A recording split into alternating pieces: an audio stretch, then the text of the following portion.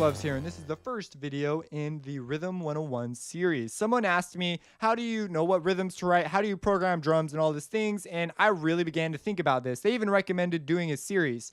And so I thought about this, and this is the series. I wrote out a whole curriculum of things that I want to cover, and basically the goal is to take you from knowing nothing about rhythm and meter and all these different options we have to writing compelling rhythms, rhythms that sound like they should continue, rhythms that sound like they should stop, harmony in rhythm, how you can enhance rhythm with orchestration and orchestral movements, drums, those sorts of things, basically getting rhythm to do what you want it to do. I'm going to be teaching this course in MIDI because pretty all the work I've done so far has been done through MIDI, with the exception of there's a couple of gigs I've done where I've used Finale, but on other, principally it's all been MIDI, especially when I'm scoring for something. MIDI is the way to go if you're not going to be doing any live recording. So I'm going to be doing that, but if you want, you can easily take these and translate it over to written music. You just got to know how to read and write music.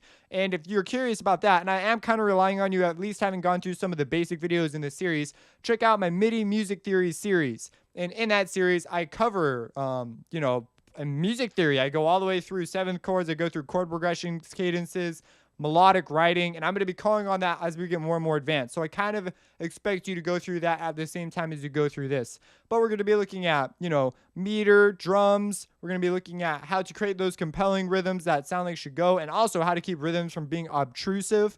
But also there's there's world rhythms, and then there's the four to the floor. And in FL, a lot of people are so used to writing four to the floor that they just have no clue how to write anything else. And also these principles will obviously expand to any DAW.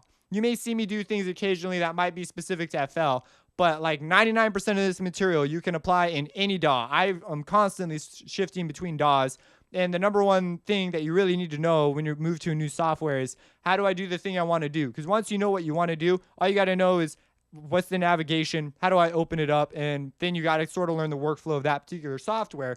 Once you learn a couple keyboard shortcuts, you can pretty much groove in any software. So that's a really sort of nice thing to do. That's why people will say your software doesn't matter. So I hope you're excited about this. So again, I expect you to sort of gone through the MIDI music theory series a little bit and to know just a touch about sound and how to read and write music. And we're going to be getting into rhythm. If you have any questions, let me know. Subscribe, support me on Patreon, and have a blessed day. Watch out!